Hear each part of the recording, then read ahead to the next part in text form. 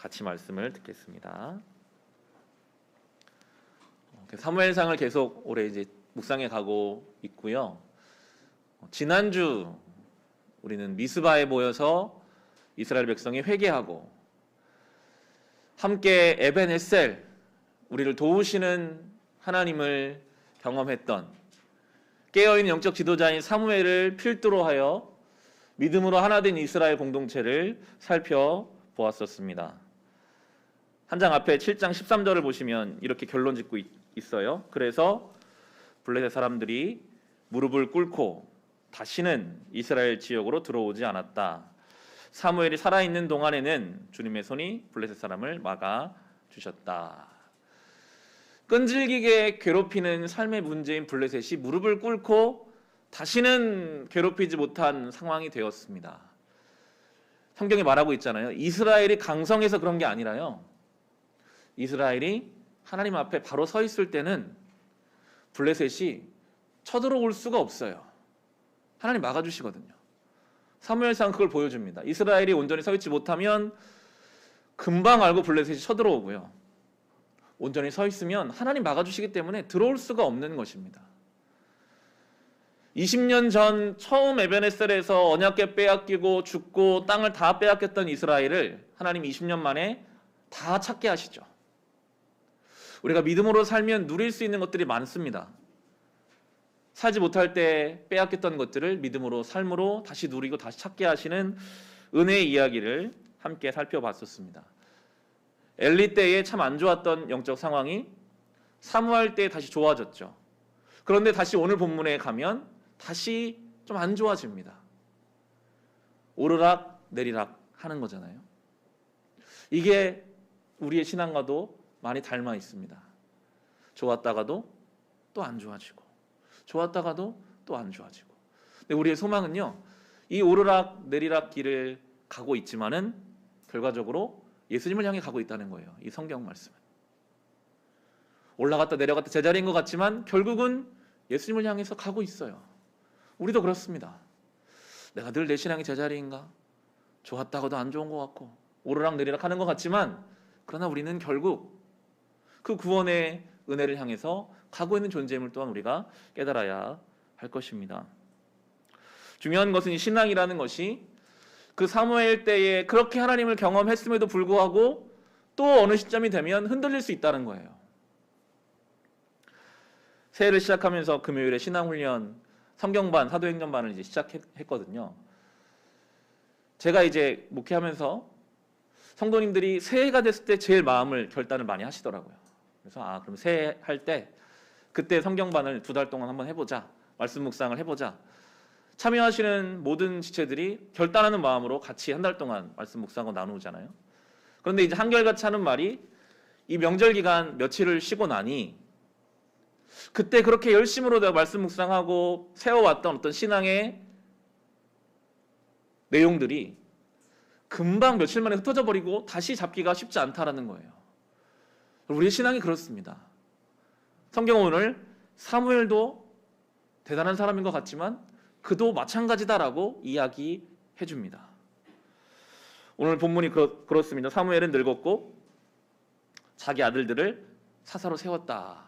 그렇게 8장이 시작하고 있어요. 사사라는 자리는요, 아들에게 물려주는 세습하는 자리가 아닙니다. 세상의 방식과는 달라요. 엘리의 아들들이 사사가 된 게 아니라 사무엘이 사사가 된 것처럼 하나님이 그 시대에 맞게 사람을 세우시는 방식으로 사사 시대를 이끌어 오셨거든요. 여러분, 세습과 혈연으로 이어진 어떤 자리는 인간적인 조건으로 그 인간적인 조건 안에서 이게 보장되잖아요. 내 아버지가 사사니까 내가 사사 되는 거 맞지? 내 아버지가 왕이니까 내가 왕이 되는 거 맞지? 인간적인 조건으로 보장되는 자리가 아니라 그때에 맞춰서 하나님이 사람을 세우시는 방식이기 때문에 그게 진짜 하나님이 지도자이심을 인정하는 제도가 사사제도였거든요. 그런데 이 사무엘의 아들, 사무엘의 모습이 좀 의외입니다. 오늘 본문에 다시 2절 3절 보시면 맏아들의 이름은 요엘이요 둘째 아들의 이름은 아비야다. 그들은 브엘세바에서 사사로 일하였다. 그러나 그 아들들은 아버지의 길을 따라 살지 않고 돈벌이에만 정신이 팔려 뇌물을 받고서 치우치게 재판을 하였다. 사무엘은 하나님 말씀을 따라 살았는데 사무엘의 아들들은 돈벌이에 정신이 팔려 뇌물을 받고 재판을 거기에 맞춰서 하고 있는, 이것은요 엘리 아들들하고 똑같잖아요. 그러니까 사무엘의 아들들은 하나님을 안 믿은 거예요. 하나님 믿었으면 그렇게 할 수가 없죠. 하나님 살아계신 데가 어떻게 이렇게 하나. 왜 그랬을까요? 근데 엘리의 집안과 사무엘은 좀 차이가 있습니다. 하나님은 엘리에게 아들들을 책망하지 않은 것에 대해서 책임을 물으세요. 엘리에게도 책임이 있었는데 본문을 보시면 사무엘에게는 아들들에 대한 책망하는 내용은 나오지 않습니다. 그리고 계속 사무엘과 하나님 연결되어 있죠. 사무엘이 어떤 자녀 앞에서 신앙적 책임을 다하지 못했다라고 묵상하기보다는 성경 우리가 그런 걸 이야기해줘. 사무엘이 아무리 영적으로 깨어있는 사람이라 할지라도 그 사무엘의 아들이라는 이유만으로 신앙이 보장되는 것은 아니다. 내 아버지가 사무엘이니까, 내 아버지 영적으로 충만하니까 나는 그냥 아무것도 안 해도 영적인 사람이 되겠지. 그런 게 아니라는 거예요. 이것은요 이스라엘을 향한 말씀이기도 합니다. 이스라엘 백성은 그런 마음이 있었어요. 우리는 아브라함의 자손이니까, 우리는 선민이니까, 말씀 받았으니까 나는 이미 괜찮겠지. 그게 아니라는 거예요. 사무엘의 아들이어도 내가 하나님 앞에 서지 않으면 그 말씀을 따라 살아가는 인생을 치워버리고 돈을 따라서 잘못된 길을 갈 수도 있다는 것, 그것을 우리에게 말씀해주고 있습니다. 우리도 그렇습니다. 우리가 어떤 직분을 가지고 있든 신앙의 몇 대를 살고 있든 여러분 그것이 우리의 신앙을 담보해주지 않습니다. 물론 귀한 도움이 되죠. 그렇지만 우리가 주님 앞에 서야 돼요. 여러분 심지어는요 우리가 과거에 어떤 신앙적 놀라운 경험을 가지고 있든 그건 그냥 과거의 일이에요. 오늘 다시 서야 돼요. 여러분 이스라엘 백성들이 하나님을 경험했잖아요.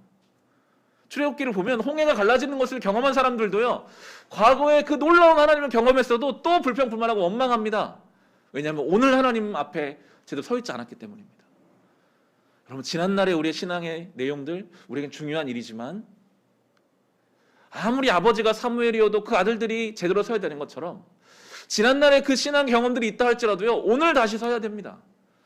오늘 이 예배가 나에게 뜨거운 마음으로 주님께 드려질 수 있어야 합니다. 오늘 내가 하나님 앞에 깨어 기도해야 합니다. 그게 없으면요 우리는 사무엘 아들들처럼 돈에 코가 깨어서 잘못된 길을 끌려가고 있는 것입니다.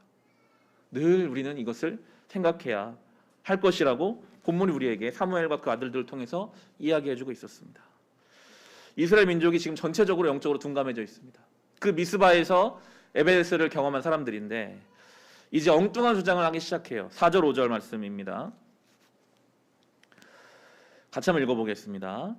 그래서 이스라엘의 모든 장로가 모여서 라마로 사무엘을 찾아갔다. 그들이 사무엘에게 말하였다. 보십시오. 어른께서는 늙으셨고 아드님들은 어른께서 걸어오신 그 길을 따라 살지 않습니다. 그러므로 이제 모든 이방 나라들처럼 우리에게 왕을 세워주셔서 왕이 우리를 다스리게 하여 주십시오. 사무엘을 찾아가 탄원하는 겁니다.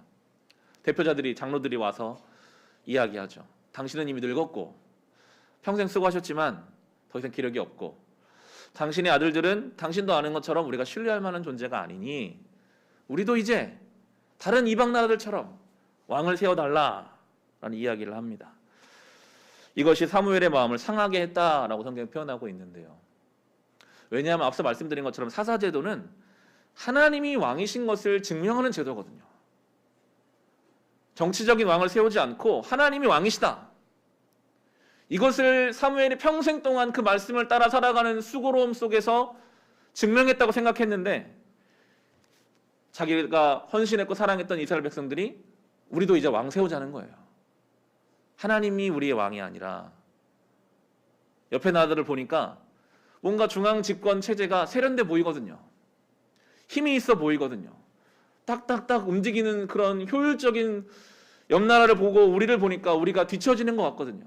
이제 우리도 좀 하나님이 아니라 왕정으로 새로운 제도로 우리를 좀 새롭게 해달라라는 요구를 하고 있습니다. 이것은 사무엘 평생의 삶을 부정하는 이야기입니다. 사무엘은 그 어릴 적 하나님 앞에서 하나님의 음성과 엘리의 말이 다르다는 것을 알고 주여 말씀하시옵소서 주의 종이 듣겠습니다. 그 어린 적부터 이제 사무엘은 그렇게 살아왔거든요. 늘 하나님 말씀이 어떻게 이 나라 이루어질까, 이 땅에 이루어질까, 평생을 그렇게 살았는데 그게 아니라고 말하는 이스라엘 백성들 앞에서 자기 평생의 삶을 부정당하는 그런 지금 자리입니다. 물론 자기 아들들을 잘 지도하지 못한 책임도 있죠. 그렇지만 그 상한 마음을 가지고, 서운한 마음을 가지고, 어쩜 배신감을 가지고 있는 이 사무엘이 우리에게 하나님의 사람은 어떻게 이럴 때 대응하는지를 보여주는 게 6절 말씀인데요. 그러나 사무엘은 왕을 세워 다스리게 해달라는 장로들의 말에 마음이 상하여 주님께 기도를 드렸더니 라고 합니다. 이게 조금 문맥이 안 맞을 수 있어요. 마음이 상하면요, 화를 내거나, 마음이 상하면 잠적해버리거나, 마음이 상하면 뭔가 반론을 제기할 수 있는데, 이 사무엘은 마음이 상하였는데 기도했습니다. 마치 지난주 블레셋이 미스바로 막 쳐들어온다고 할 때 당장 지금 창칼이 우리의 눈앞에 있는데도 예배드리며 기도하며 하나님의 뜻을 구했던 그 사무엘의 모습이 여기도 드러나고 있습니다. 여러분, 이 감정적인 상함이 하나님께 나아가는 데는 가장 큰 걸림돌 중에 하나인 것 같아요. 이게 어려울 때는 기도가 되는데요, 마음에 분노가 있고 미움이 있고 마음이 딱딱할 때 기도가 잘 안 되거든요. 내가 이런 마음으로 무슨 기도를 하겠나, 내가 이런 태도로, 내가 교회 가면 보기 싫은 그 사람이 있는데 교회 가서 뭘 하겠나. 여러분, 좋은 핑계입니다. 사무엘은요, 마음이 상했지만 기도했어요. 이것이 우리의 신앙이 되어야 합니다. 여러분, 어떠한 것도 하나님께 나아가는 것을 또 핑계 댈 수 없습니다. 그때 이제 하나님이 사무엘에게 말씀하신 7절 말씀 보시면, 주님께 사무엘에게 말씀하셨다. 백성이 너에게 한 말을 다 들어주어라. 그들이 너를 버린 것이 아니라 나를 버려서 자기들의 왕이 되지 못하게 한 것이다. 아마 사무엘은 왕 제도에 대해서 하나님이 반대하실 거라고 생각했을지도 모르겠습니다. 근데 하나님은 그들의 말을 들어주라는 거예요. 그렇게 하게 해라. 심지어 그거 잘못된 결정인데 그거 지금 나를 버리는 거다. 하나님 말씀하시면서도 잘못된 결정을 그냥 하게 해주세요. 존중하시고 자유를 주시고 책임을 지게 하시는 거죠. 탕자의 비유를 생각하게 됩니다. 둘째 아들이 아버지가 뻔히 살아계시는데 유산을 달라고 하죠.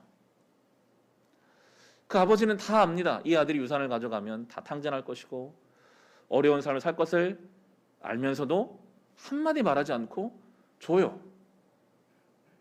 아들을 향한 깊은 존중과, 저는 그것이 인격적인 관계인 것 같아요. 그냥 아무런 의견도 묻지 않고 따라오라는 게 아니라 설령 잘못된 결정까지도 그 길을 가서 거기서 다시 돌아옴으로 말미암아 이제 언젠가는 이 아들이 자기가 그 잘못된 결정을 인정해 준 것처럼 아버지의 결정을 내가 잘 이해되지 않아도 따라가리라. 그때 아버지가 나의 잘못된 결정을 인정해 주신 것처럼 나도 이제 아버지의 뜻을 따라가리라라고 뭔가 인격적인 관계를 기대하며 아버지는 그렇게 이 길을 보내시거든요. 하나님이 오늘 우리를 그렇게 대하십니다. 우리가 내리는 잘못된 결정들이 있잖아요. 내 고집으로 내린 결정들, 심지어 그것까지도 가게 하세요. 하지만 결국엔 다시 돌아오게 합력과 선을 이루게 하시는 분이시죠. 이때로부터 이제 이스라엘에는 왕이 세워지기 시작합니다. 우리가 살펴볼 초대왕 사울, 다윗, 솔로몬, 그리고 나라가 둘로 나누어져서 마지막에 시드기야까지, 우리가 언젠가 기회가 된다면 열왕기상, 열왕기하, 역대상하를 보게 되겠지만 수많은 왕들이 있지만요, 그 왕 중에서 하나님 앞에 바로 서는 왕은 소수입니다. 대부분의 왕들이 하나님 앞에 온전히 살지를 못해요. 사울 왕이 세워지고 다윗 왕이 세워질 때 공통적으로 사무엘이 가서 머리에 기름을 부음으로 왕을 세웁니다. 중요한 사인이거든요. 당신이 이제 정치적 왕이지만 당신을 왕으로 세우는 당신의 머리 위에 있는 존재가 있다는 것을 그에게 알려주는 거예요. 사울이 왕이고 다윗이 왕이어서 그의 말 한마디가 온 나라를 움직이겠지만 당신의 머리 위에 당신을 왕으로 세운 기름 부으신 하나님이 있음을 인정하고 기억하라. 그걸 기억했던 다윗 왕은 이 뭔가 흠이 많은 왕 제도를 통해서 하나님께 영광을 돌려요. 그렇지만 내 머리 위에 기름 부어주시는 존재가 있음을 잊어버리는 순간, 왕이라는 자가 얼마나 죄짓기 쉬운 자리입니까? 다 내 맘대로 하면 되거든요. 내 머리 위에 아무도 없다는 착각이 들거든요. 그걸로 인해 많은 흠과 어려움이 생기는 것을 우리는 보게 될 것이, 결론적으로는 다 망해버리죠. 두 이스라엘, 북이스라엘, 남유다 다 망해버리는 결과로 이제 가게 됩니다. 하나님은 처음부터 경고하셨어요. 이 왕제도가 얼마나 많은 시험이 있는지. 11절에서 17절의 말씀입니다. 당신들을 다스릴 왕의 권한은 이러합니다. 그는 당신들의 아들들을 데려다가 그의 병거와 말을 다루는 일을 시키고 병거 앞에서 달리게 할 것입니다. 그는 당신들의 아들들을 천부장과 50부장으로 임명하기도 하고 왕의 밭을 갈게도 하고 곡식을 거둬 누리게도 하고 무기와 병거의 장비도 만들게 할 것입니다. 그는 당신들의 딸들을 데려다가 향유도 만들게 하고 요리도 시키고 빵도 굽게 할 것입니다. 그는 당신들의 밭과 포도원과 올리브밭에서 가장 좋은 것을 가져다가 왕의 신하들에게 줄 것이며 당신들이 둔 곡식과 포도에서도 열의 하나를 거두어 왕의 관리들과 신하들에게 줄 것입니다. 그는 당신들의 남종들과 여종들과 가장 뛰어난 젊은이들과 나귀들을 끌어다가 왕의 일을 시킬 것입니다. 그는 또 당신들의 양떼 가운데 열의 하나를 거두어 갈 것이며 마침내 당신들까지 왕의 종이 될 것입니다. 경고 분명히 하셨어요. 너 왕제도가 좋아 보이지? 하지만 결국 너는 그 잘못된 제도에 의해서 종이 될 것이다. 여러분, 신앙생활 안 하고 인간적 욕심에 따라, 세상의 시류에 따라 살면 편해 보일 수 있거든요. 저 사람 참 편하겠다. 마음에 거리낌도 없이 사람 미워하고 그냥 살면 편하겠다. 아닙니다. 성경 분명히 강조하고 있습니다. 욕심과 죄의 노예가 되는 것입니다. 하나님 왕 삼지 않으면요, 욕심과 죄의 노예되는 거예요. 지금 나오는 것처럼 그 욕심과 죄가 이끄는 대로 내 삶에 어떤 것을 갖다 바치는 그런 삶을 살아가게 될 것이라고 성경은 계속 강조하고 있거든요. 하나님이 이스라엘 백성을, 그 이집트에서 종살이하던 이스라엘 백성을요, 자유민 만들어 주셨거든요. 완전한 자유, 하나님 안에서 자유를 주셨는데 다시 이제 그걸 반납하고 종되겠다고 하는 이 어리석은 결정을 내리고자 하는 순간입니다. 하나님이 계속 강조하시 18절에서 22절, 이거 같이 한번 읽어보겠습니다. 그때야 당신들이 스스로 택한 왕 때문에 울부짖을 터이지만 그때 주님께서는 당신들의 기도에 응답하지 않으실 것입니다. 이렇게 일러 주어도 백성은 사무엘의 말을 듣지 않고 말하였다. 그렇지 않습니다. 우리에게도 왕이 있어야 되겠습니다. 우리도 모든 이방 나라들처럼 우리의 왕이 우리를 다스리며 그 왕이 우리를 이끌고 나가서 전쟁에서 싸워야 할 것입니다. 사무엘의 백성의 모든 말을 듣고 나서 주님께서 들으시도록 다 아뢰니 주님께서 사무엘에게 말씀하셨다. 너는 그들의 말을 받아들여서 그들에게 왕을 세워주어라. 그래서 사무엘은 이스라엘 사람들에게 각각 자기의 성읍으로 돌아가라고 일렀다. 경고하시거든요. 분명히 후회할 거다. 아니라는 거예요. 아닙니다. 저희가 하겠습니다. 그래, 그렇게 하게 해줘라 하고 다 흩어져 갑니다. 이게 좀 지난주와 대조되는 게요, 지난주는 미스바에 모였어요. 하나님 앞에 모였어요. 블레셋을 이겼어요. 영광이 있었어요. 근데 이제 흩어집니다. 이스라엘도 나눠질 것입니다. 다 포로로 끌려갈 것입니다. 왜 이들은 하나님이 그렇게 경고하시는데도 그렇게 왕을 세우고 싶어 했을까요? 하나님이 아니라고 하시는데. 그들의 시선이 위가 아니라 옆을 향하고 있었기 때문입니다. 옆 나라를 보니까 좋아 보이거든요. 왕을 중심으로 뭔가 일사불란하게 움직이는 그 나라의 체제가 지금 우리와 옆을 보니까 우리가 뒤처지는 것 같거든요. 견딜 수가 없는 거예요. 우리가 이러고 있을 때가 아니다. 우리도 빨리 따라가자. 여러분, 우리의 시선이 위를 보지 못하고 계속 옆을 보기 시작하면 그때부터 우리의 마음은 병들어 갑니다. 이 비정상적인 건데 하나님이 아니라고 하시는데 맞다고 고집부리고 뒤처질 것 같아서 불안하고 옆을 보는 인생은요 만족이 없어요. 내가 좀 앞서가는 것 같으면 교만해져요. 내가 뒤처지는 것 같으면 불안해요. 같이 맞춰가고 있는 것 같으면 뭔가 더 빨리 가야 될 것만 같아요. 끊임없이 옆을 보는 인생은 스스로를 괴롭게 하거든요. 하나님은 처음부터 계속 위를 보라고 하셨습니다. 아브라함을 갈대아 우르 거기서 건너내실 때부터 너는 너의 친척과 본토와 아비 집을 떠나서 그 옆을 보지 말라는 얘기거든요. 다 그렇게 살아. 너는 이제부터는 내가 너에게 보여줄 땅으로 가라. 위를 보며 살라는 거예요. 출애굽할 때도 마찬가지입니다. 그 종살이하던 이민족을 다 건져내셔서 이젠 너희는 그 방식으로 살지 말고 하나님 방식으로 살아라. 위를 보고 살아라. 진정한 왕이신 하나님을 모시고 살아라. 말씀하고 계셨습니다. 그런 죄의 시작이 그렇잖아요. 하나님은 선악과를 취하지 말라. 동산에서 마음껏 살면서 그 선악과 나무를 볼 때마다 위를 하나님을 생각하라. 하나님이 주인이시지. 네, 뱀은 아니라고 하잖아요. 아니야. 너도 하나님처럼 될 수 있어. 하나님도 경쟁의 대상으로 하나님을 내 옆에 두려고 하는 죄의 발단이 계속해서 우리를 괴롭히고 있습니다. 왕으로 누구를 모시고 살아갈 것인가? 이것은요 정말 중요한 문제입니다. 오늘 기도해 주신 것처럼 한 달 뒤면 대통령을 뽑는 날이 오잖아요. 온 나라가 거기에 집중합니다. 왜냐하면 중요하니까요. 누가 지도자인가가 나의 삶에 영향을 줄 것이기 때문에 사람들이 다 관심을 갖습니다. 한 나라의 지도자가 영향을 미치죠. 그런데 우리는 우리의 마음에 여러 가지 말로 표현될 수 있겠지만 어떤 기준, 어떤 가치관, 성경적 말로 말하면 우리의 삶의 왕이 있어요. 그래서 작게는 어떤 상황 속에서 내가 지금 화를 낼 것인가 받아줄 것인가를 그 기준, 그 왕의 근거에서 결정합니다. 지금 불같이 화를 내거나 아니면 참아줄 수 있죠. 수많은 자리와 순간마다 그 왕, 그 가치관, 그 기준을 따라서 우리의 삶은 흘러갑니다. 이게 너무나 중요해요. 그 사람을 결국 결정하는 거예요. 누가 왕인가? 어떤 것이 나의 삶의 기준인가? 이것은 우리의 삶의 전부라고 말해도 과언이 아닙니다. 성경에 있는 이야기가 아니라 정말 나의 삶에 밀접한 누가 왕이신가?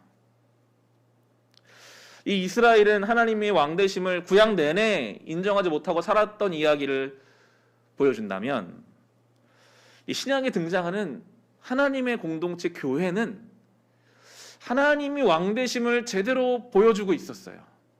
성령께서 그 교회를 통해서 하나님이 통치하시는 공동체가 어떤 모양인지를 보여주거든요. 신약성경 한번 사도행전 찾아볼까요? 사도행전 13장입니다. 우리 성경으로는 신약 198페이지에 있습니다. 사도행전 13장. 진정한 왕으로 하나님을 모시고 사는 공동체의 모습, 인생의 모습이 어떤지를 우리가 이 초대교회를 보면 알 수 있어요. 사도행전 13장 안디옥 교회가 나오는데요.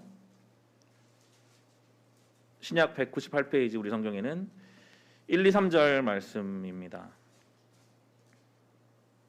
우리 같이 한번 읽어보겠습니다. 안디옥 교회에 예언자들과 교사들이 있었는데 그들은 바나바와 니게르라고 하는 시므온과 구레네 사람 루기오와 분봉왕 헤롯과 더불어 어릴 때부터 함께 자란 마나엔과 사울이다. 그들이 주님께 예배하며 금식하고 있을 때에 성령이 그들에게 말씀하셨다. 너희는 나를 위해서 바나바와 사울을 따로 세워라. 내가 그들에게 맡기려 하는 일이 있다.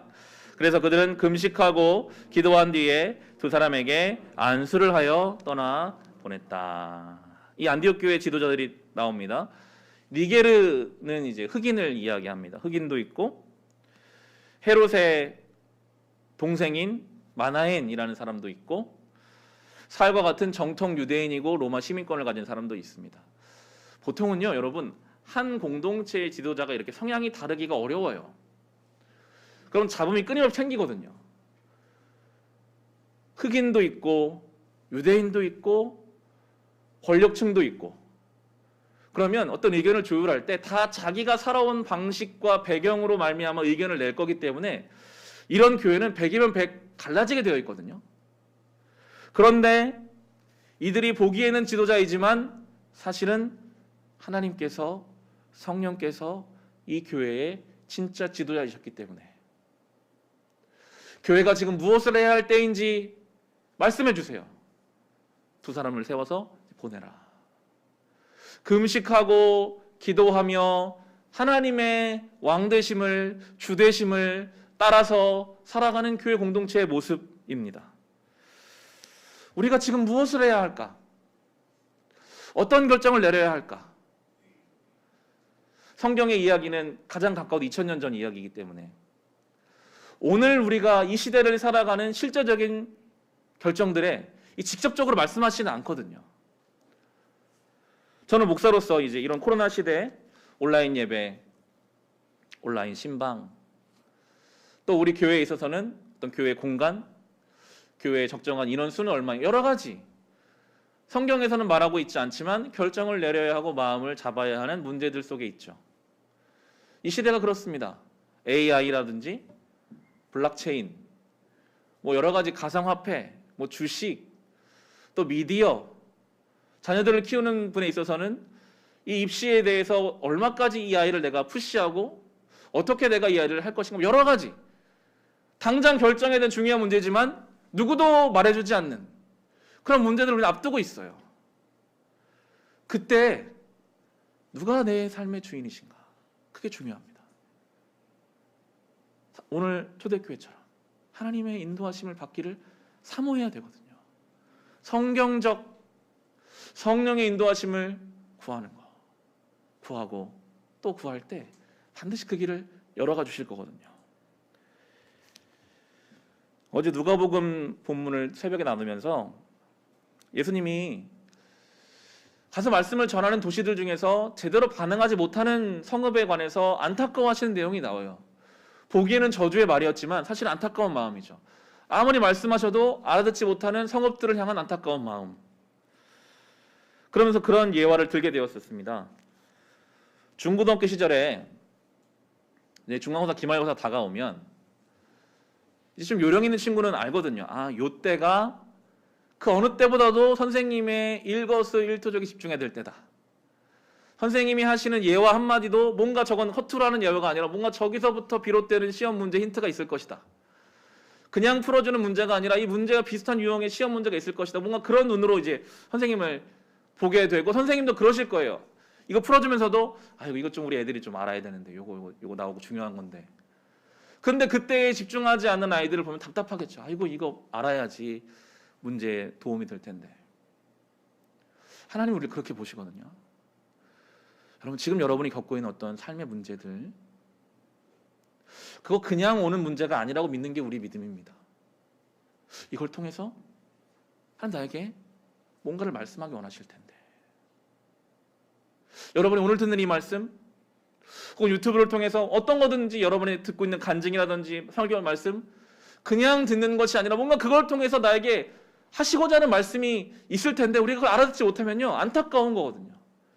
그걸 잘 알아들어서 정말 우리 인생의 시험 문제들을 잘 넘어가기를 원하시는 하나님의 뜻이 있거든요. 우리 하나님 왕이시라고 말씀하시니까 좀 권위적이신 분이 아닙니다.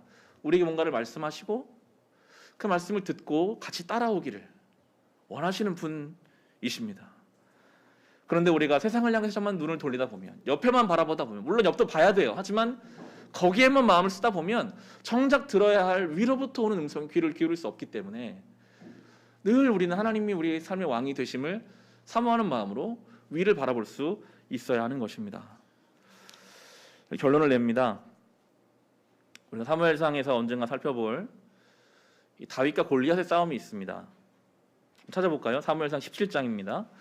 구약성경 394페이지, 사무엘상 17장 44절, 45절입니다. 이제 둘이 싸우기 바로 직전에 나눈 대화예요. 44절은 이제 골리앗이 하는 이야기고 45절은 다윗이 하는 이야기입니다. 17장 44절, 45절 같이 읽어보겠습니다. 그 블레셋 사람이 다윗에게 말하였다. 어서 내 앞으로 오너라. 내가 너의 살점을 공중의 새와 들짐승의 밥으로 만들어 주마. 그러자 다윗이 그 블레셋 사람에게 말하였다. 너는 칼을 차고 창을 메고 투창을 들고 나에게로 나왔으나 나는 내가 모욕하는 이스라엘 군대의 하나님 곧 만군의 주님의 이름을 의지하고 너에게로 나왔다. 골리앗은 싸움꾼이니까요. 잘합니다. 어떻게 싸워야 하는지. 최대한 기를 죽여야 되거든요. 험한 말을 하는 거예요. 내가 널 들짐승의 먹이가 되게 하겠다. 그 어린 소년을 향해서 막 이야기 쏟아붓습니다. 다윗은요 움직이지 않아요. 너는 그렇게 나오지만 세상의 방식으로 위협하고, 오늘 본문으로 적용해 본다면 이방 나라들은 왕을 중심으로 그렇게 중앙 집권화를 통해서 뭔가 자기들의 일들을 이루어 나가겠지만 나는 하나님의 이름으로 너에게 나간다. 하나님이 내 삶의 주인이시다. 그럼 누가 이기겠습니까? 다윗이 이길 수밖에 없는 싸움이에요. 우리가 볼 때는 밸런스가 안 맞죠. 어떻게 싸움꾼과 한 번도 싸운 적 없는 다윗이 양치다 온 소년이 싸우겠어요. 그런데 이기게 하시잖아요. 하나님이 왕이셨으니까요. 어려운 싸움이지만 우리의 싸움입니다. 여러분, 이 예배를 마치고 또 무엇으로 세상에 나가서 살아가시겠습니까? 골리앗처럼 눈에 힘주고 위협하면서 어떻게 내가 좀 더 칼을 잘 만들고 창을 잘 만들어서 내가 나를 지키며 살아갈 것인가? 노심초사하며 우리가 그렇게 살겠습니까? 아니면 다윗처럼 내가 하나님의 이름으로 나아갈 거다. 저는 우리 교회에게 주신 올해의 말씀이 우리 입술의 말과 마음의 생각을 거룩하게 하는 거. 여러분, 저는 그게 하나님의 이름으로 나가 싸우는 방식이라고 믿습니다. 매일 한 말씀, 한 감사를 찾아가며 내가 속해 있는 공동체의 걸 나누는 거. 우리가 볼 때는요, 그게 뭐라고? 그거 아무것도 아닌 것 같은데. 다윗의 물맷돌이 그랬어요. 아무것도 아닌 것 같아요. 그런데요, 정말 믿음으로 내가 하나님의 주대심을 잡고자 하는 그 인생의 길은요, 그게 골리앗을 무너뜨리거든요. 우리가 볼 때는 아무것도 아닌 것 같은 신앙의 하루하루의 여정이 정말 하나님이 나의 인생의 주대심을 고백하는 믿음으로 연결될 때 우리는 놀라운 승리를 경험하게 될 것입니다. 그러한 신앙생활, 정말 실제적인 나의 삶의 어떤 중요한 의사결정 앞에서 그냥 내 경험, 세상의 방식이 아니라 하나님이 원하시는 결정을 내리기 위해 몸부림치며 기도하며 고민하며 그렇게 하루하루를 살아가는 저와 여러분, 우리 교회 될 수 있기를 주의 이름으로 축원합니다. 이 시간 주신 말씀 개인의